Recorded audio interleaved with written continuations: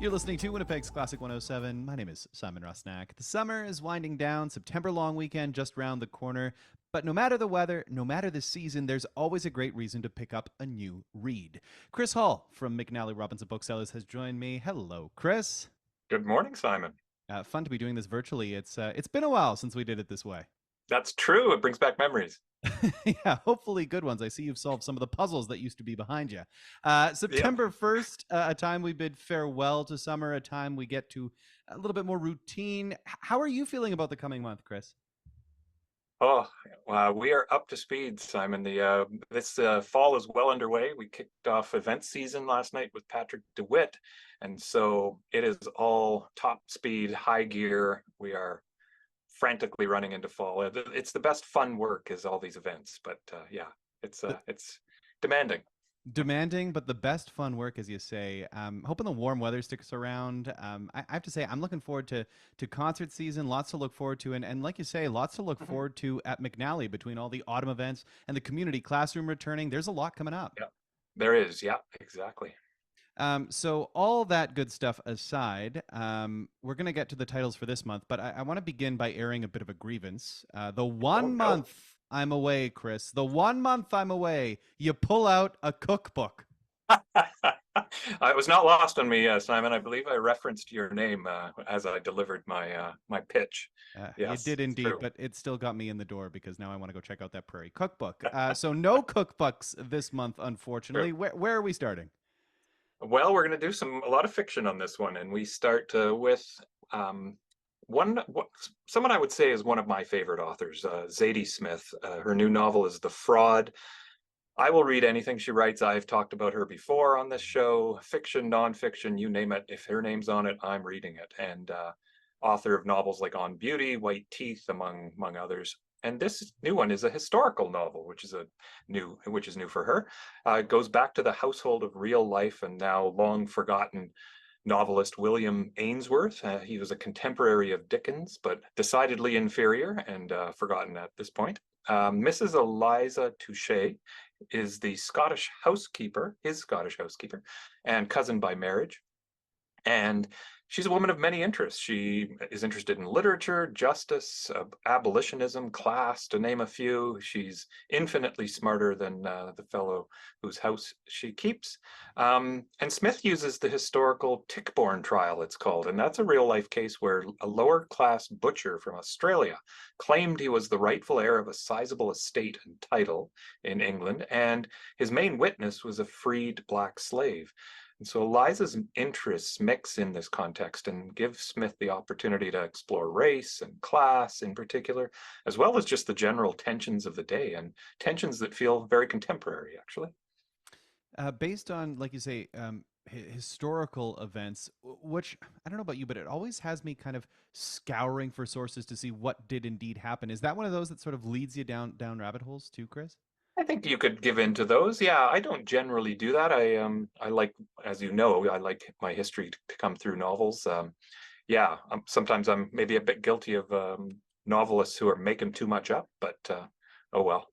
Well, when it's a favorite novelist of yours, like Zadie Smith, hey, I'm sure you're eating it up entirely. Absolutely. From historically based fraud to a fictional adversary, can you tell us about this next title from an award-winning author? Yeah. This week, return to Canada. We're going to talk about Canadian authors for the rest of the session here. Michael Crummey, his new book is called The Adversary, and this is historical as well. He's always mentioned in shortlists. His last one, The Innocents, is was on shortlists. River Thieves, to name just a couple.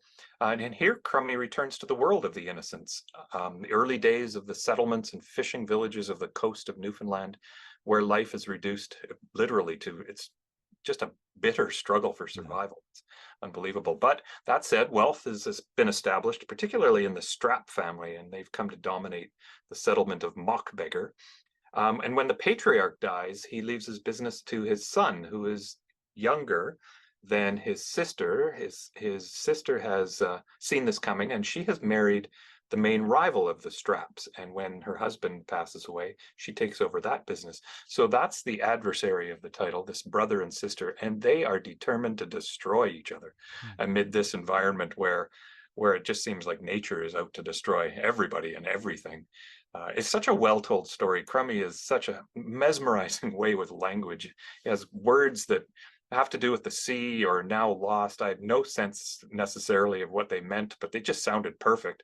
And it didn't stop me one bit. I just kept going and they filled in. Yeah, it works.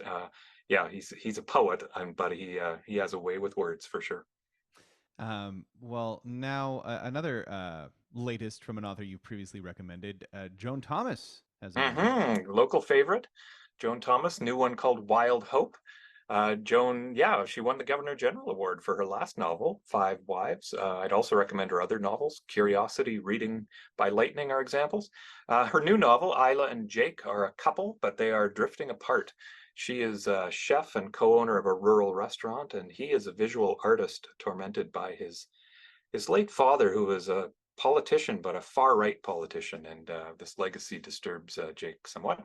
Another looming figure in the novel is named Reg Bavacqua, and he's Jake's childhood friend turned enemy and frequent patron of Isla's restaurant. And so there's a tension that's building as in current times between Jake and Jake and Reg, and it ramps up to the point where Jake disappears and a mystery element enters the novel. Isla tries to figure out what happened to him. Reg is a prime suspect. So it's a novel that explores ideas like art and wealth, the entitlements of the wealthy, including fine dining that Isla provides as a chef. It's a very thought-provoking read, but then it's got that plot too that keeps you hooked. And I should mention that we are doing events for both Joan Thomas and Michael Crummy. I have taken up the task of interviewing some of these authors, as I did last night with Patrick DeWitt. I'm going to speak with Michael Crummy on October 17th and Joan Thomas on September 22nd. So check out our events tab on website for more information. Yeah, again, we were talking about this right from the get go, but there's a lot that is returning to McNally come September, including some pretty renowned authors coming through the doors, authors whose pictures you probably see up on the walls. Another page turner. Now, the next author is another that we've talked about on the program, and in fact, we were just talking about this author earlier this summer off air because chatting about the novel The Strangers by Katharina Vermaat. And I was commenting that I wasn't too satisfied with the ending. I loved the book. And now I understand why, because the story continues. It does, yes. This new one is called The Circle. It continues the story of the Stranger family that you referenced. The Break got it going. The Strangers. This is a very important author, very important books for us at McNally Robinson. We spotted her first novel, The Break. We got behind it very early. We sold a lot of it. We thought it was a very important book for Winnipeggers, and Winnipeggers agreed. We sold a lot of copies of it. We did the same thing with The Strangers, so we intend to continue that with The Circle as well. So here it is. We're back to that family. Cedar Sage, one of the daughters, she's trying to do the right thing. We saw her last in The Strangers. She was entering university, but the day has come when her sister Phoenix is to be released from prison, and her release cascades through the community, wreaks havoc. There's accusations and grievances. There's a lot of hurt. And in the middle of all that, the two sisters, as well as their mother Elsie, strive for healing. They're constantly running up against internal and familial challenges as well as external sources. The book gives voice to multiple characters, and it's actually structured as a restorative justice circle, where one of those is where people gather, both victimized and accused, and they take account of a crime and they search for a way forward by working together. It's a very interesting way to present the book. Yeah, so very important, another very important book for readers in Winnipeg. If you haven't started to read it, brace yourself, but do read it. It's well worth it. And yeah, as Canadians, we are trying to find a way forward with Indigenous people. I think these are really great contributions to the conversation. Yeah, incredible contributions, as you say. For those who haven't read Strangers or The Break, can you jump right in here, or do you suggest that people start at the beginning? I would suggest you start at the beginning to get the full accounting, the full value, if you will. Yeah, there's a big story here, and it's worth hearing, it's worth telling, and yeah, I would recommend you read all three. And yes, I'll second the recommendation. It's a very important read indeed. One last title you picked for us this month. Can you tell us about this?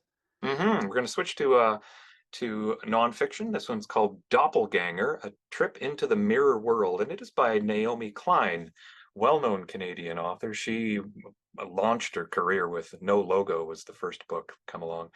She's written Shock Doctrine and This Changes Everything as well. So she's made a name for herself documenting our politics and culture.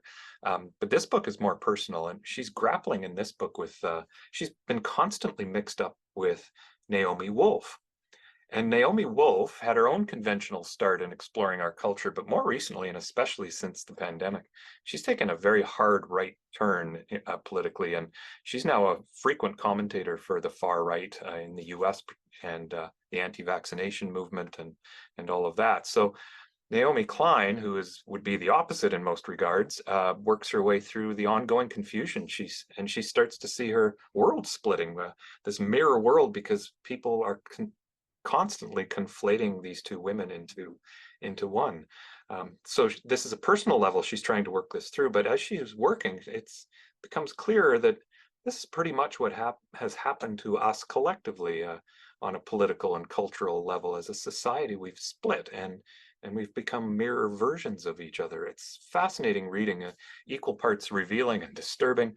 I highly recommend it. She really delivers with this. And if you want to grapple with what's happening in the world, this is a really great book to read. It almost sounds like a Black Mirror episode Yeah, it does. on Netflix. Does it read like a memoir? How does this Yeah, read? it reads like a memoir. Like, she talks about these absurd moments, and she looks at her husband and says something, and he just shakes his head. They don't even know what to do. It's bizarre what's happened, and how quickly people read a headline and then you know take her to task for saying something that's not me. Well, absolutely fascinating. Hmm. Five very interesting picks, as always, Chris. And we have those picks up at classic107.com, also up at McNallyRobinson.com. And as you were saying earlier, lots to check out on the events tab there. Lots of events upcoming, lots of authors coming through town, and Community Classroom is back. Chris, it is an exciting time of the year. It absolutely is. Well, thanks so much for joining me, and always great seeing you. Thank you, Simon.